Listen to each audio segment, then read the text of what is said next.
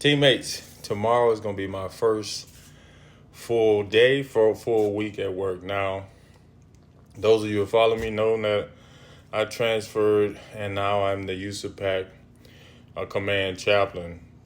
Very prestigious position. I'm so grateful that I'm actually here. As with anybody, I had plans to, I came from E1. I wanted to make major, go and teach and coach a little basketball. But, from my transition from the enlisted ranks, combat arms, made E5, and then came to the chaplain's corps, my love for the Army kind of deepened because, I was in an organization. It made me regimented. It made me disciplined.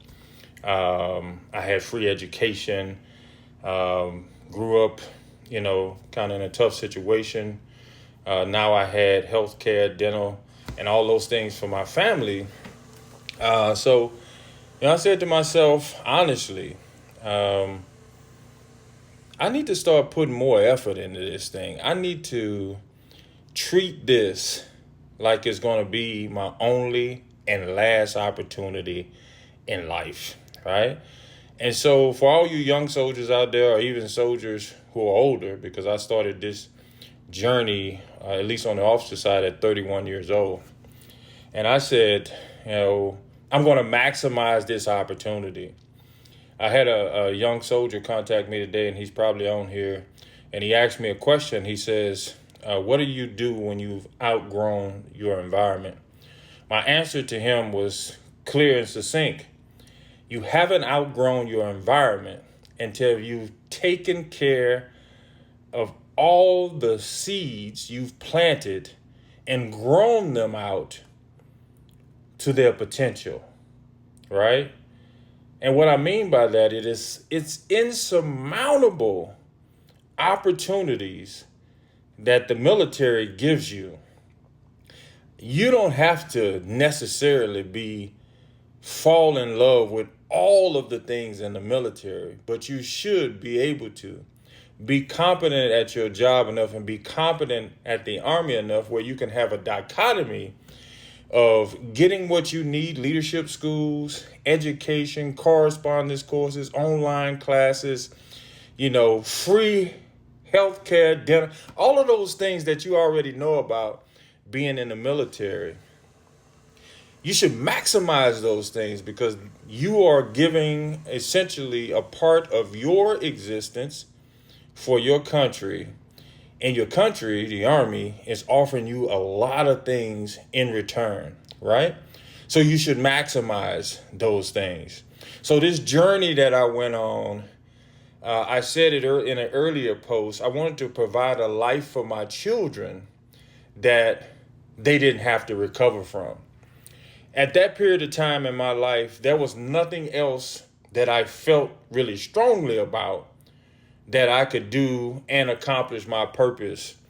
And so I maximized that in the military. And actually, I started to get really good at it. As I said, I like the regimentation. I love the aspect of mandatory PT, right?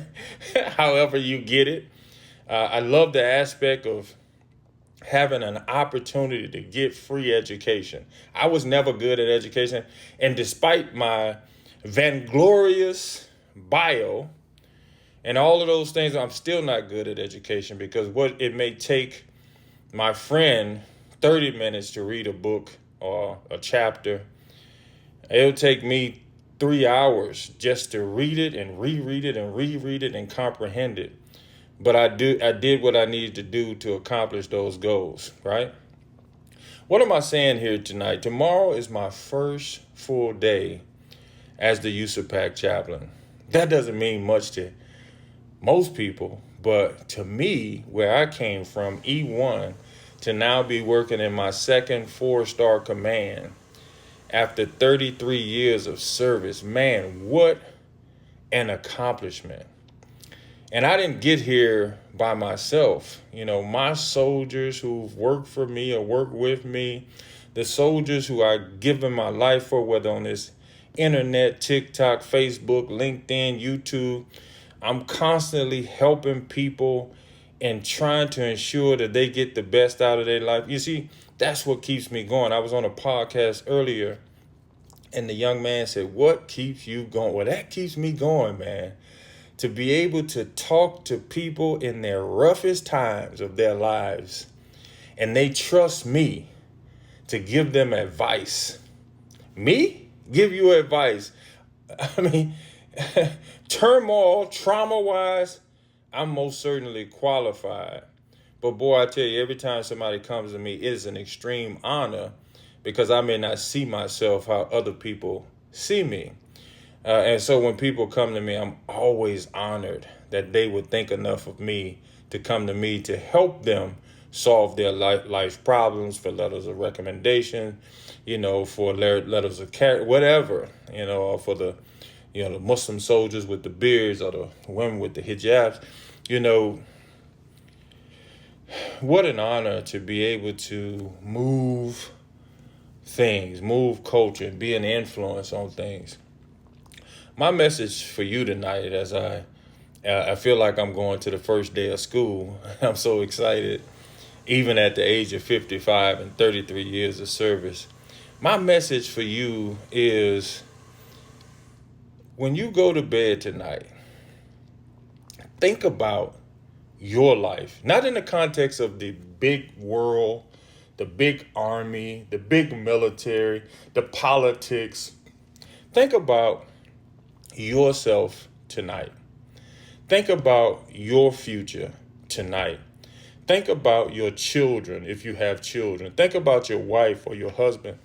Think about pushing your family forward and making your world a better place. Not the world, making your world a better place. Because once you make your world a better place, then the world around you becomes a better place. You know what I set out every day when I wake up is to be a better person, improve myself, and to be kind to people. I'm going to tell you a story. It's crazy. So obviously I'm here. I'm in a hotel, as you can see. And, every 5 or 6 days, because of all that's going on around here, you got to pick up and move to another room, to another hotel. Well, one of the greatest lessons in life that I found when I was a janitor in Baton Rouge, Louisiana. And I was about one semester away from my college degree. And people used to treat me like dog shiznick because I was a janitor. They didn't know anything about me. They didn't know my background. They didn't know I was in college before. But boy, they treated me like a dog. So I said to myself, if I ever become something, right, I wouldn't treat people that way. Well, I'm in this hotel and I'm talking to this lady every day. How you doing? Are you okay? You good? I know it's hard here. Just small talk. She's a human being. So it's time for me to move.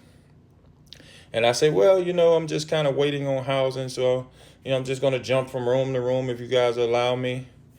And she says, no. Let me call my manager. She calls her manager, and they're going to allow me to stay put until my house comes open.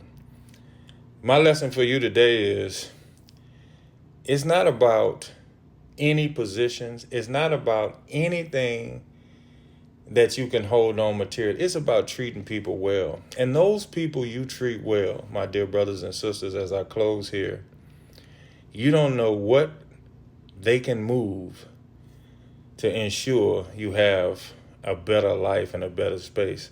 That is quite evidence. That's why I'm still sitting here in the same room, in the same hotel, and I will be sitting here until I get a house, just because I was nice to somebody.